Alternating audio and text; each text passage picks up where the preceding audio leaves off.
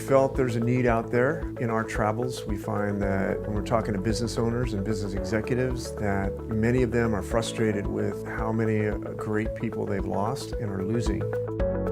I don't think any employer out there, no manager, executive, business owner, loses people on purpose. They lose it because they don't have the skills or the knowledge to hang on to them. And so retaining top talent, this workshop allows them to pick up on what they're not doing to keep people and what they are doing to drive people away. And so to share all that and be able to give them that extra edge or that missing gap of information that they wouldn't be doing if they knew better.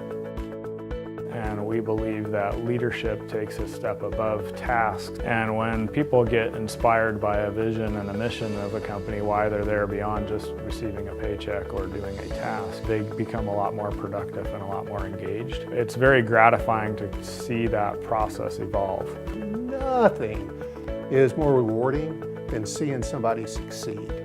I do it for free, but I got to pay the bills.